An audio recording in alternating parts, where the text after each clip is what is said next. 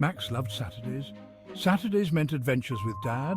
Today's adventure was a trip to the thrift store. The store was big and crowded, filled with all sorts of things. Max saw old lamps and stacks of books, toys and clothes and dishes. He liked to look at everything, imagining who might have owned these things before. Was it a happy person, a silly person, an old person or a young person? Max liked to make up stories about them. As he wandered deeper into the store, he saw a shelf filled with dusty boxes. One box was different. It was wooden and had beautiful carvings on it. It looked old, but it was very pretty. Max reached out to touch it, and the box felt warm, like sunshine on his hand. Surprised, he looked closer. The box seemed to shimmer faintly. He knew he had to have it. Max showed the box to his dad, who smiled and bought it for him. That night, Max couldn't wait to examine his treasure.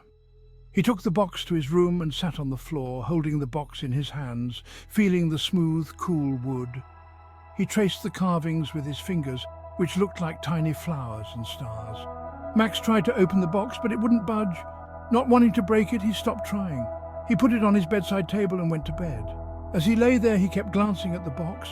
Then something magical happened. The box started to glow. It wasn't a bright light, but a soft, gentle glow. Max sat up in bed, his eyes wide with wonder. He had never seen anything like it. He got out of bed and slowly approached the box. The glow seemed to get brighter as he got closer. It filled him with a curious mix of excitement and fear.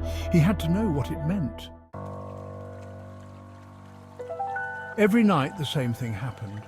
The box would start glowing after Max went to bed. He tried to figure out what it meant. Why did it glow? What was so special about it? He asked his dad. But Dad just chuckled and said it was probably just the streetlights. One night, Max thought he heard something. It was a faint sound, like whispers coming from the box. He put his ear close to it, but he couldn't make out any words. It was like listening to a seashell, but instead of the ocean, he heard voices. The next day, Max went back to the thrift store. He wanted to find the man who sold him the box. Maybe he knew something about it, but the man was gone. The lady at the counter said he only worked there sometimes. Max felt disappointed. He had so many questions. Who made the box? Why did it glow? And who were the whispers he heard? The box held a mystery, and Max was determined to solve it. One night, the glow from the box seemed brighter than usual. Max watched as the carvings seemed to come alive, twisting and turning like tiny dancers. Then the box finally opened a crack. Max held his breath and watched. Inside, nestled in soft velvet, was a beautiful silver music box. It had a delicate handle and tiny jewels that sparkled in the light. The whispers were louder now, almost like music itself. Max gently picked up the music box. It was cold to the touch, a stark contrast to the warmth of the wooden box. As he turned the handle, a sweet melody filled the room. It was a simple tune, but it was beautiful and haunting. The music seemed to dance around the room, swirling and twirling like the glow from the box. Max closed his eyes, letting the melody wash over him. He felt strangely comforted, like the music was a warm hug.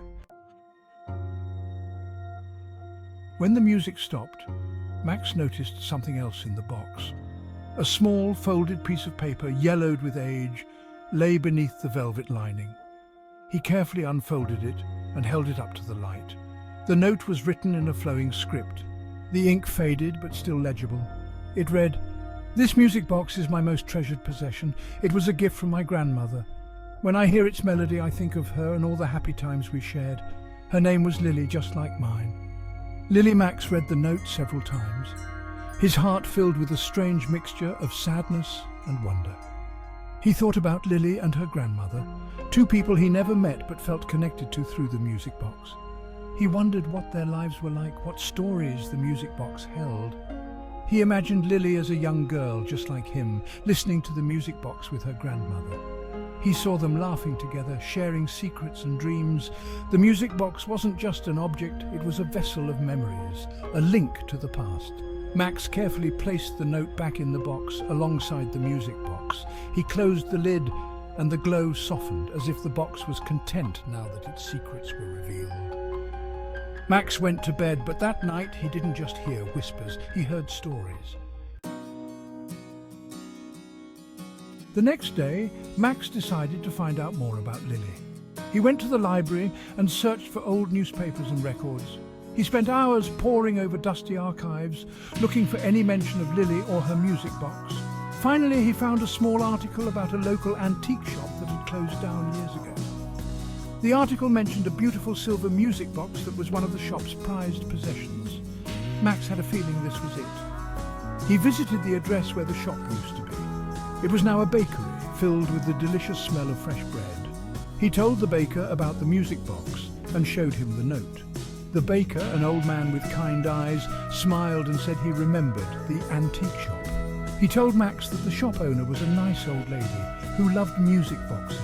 He said she had a granddaughter named Lily who used to visit her at the shop all the time. They would spend hours playing music and telling stories. The baker said Lily was heartbroken when her grandmother died and the shop closed. Max listened intently to the baker's story, feeling a growing sense of connection to Lily and her grandmother. He realized that the music box was more than just a beautiful object. It was a bridge through time, connecting him to people he never met, but shared a love for music and memories. He thought about keeping the music box, about cherishing it as his own. But deep down, he knew it wasn't his story to keep. The music box belonged to Lily, a reminder of her grandmother's love and the happy times they shared. Max decided to find Lily. He knew it wouldn't be easy, but he was determined to return the music box to its rightful owner. He imagined the look on Lily's face when she saw it, the memories it would evoke, the joy it would bring her. He went back to the library and searched for any information about Lily's family. He checked old phone books, school records, anything that could lead him to her. Days turned into weeks, and still he found nothing. Just when he was about to give up hope, he stumbled upon a clue. An old newspaper clipping mentioned a local charity event organized by a woman named Lillian Carter.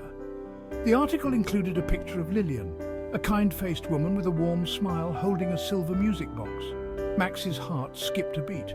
Could this be her? He tracked down Lillian's address and nervously knocked on her door. An elderly woman answered, her eyes widening in surprise when she saw Max and the music box. "Where did you find that?" she asked, her voice trembling with emotion. Max explained everything. The thrift store, the glowing box, the note, his search for Lily. Tears welled up in Lillian's eyes as she listened. "I'm Lily," she whispered, her voice filled with awe. "That music box belonged to my grandmother." Max carefully handed her the music box. Lillian cradled it in her hands, her fingers tracing the familiar carvings. She closed her eyes and hummed along to the melody, tears streaming down her face. It was the sound of memories returning, of a love that transcended time. Max realized that sometimes the greatest treasures aren't the ones we find, but the ones we return. The enchanted keepsake had brought him more than just a mystery. It had brought him the gift of connection, reminding him that memories have the power to unite us all.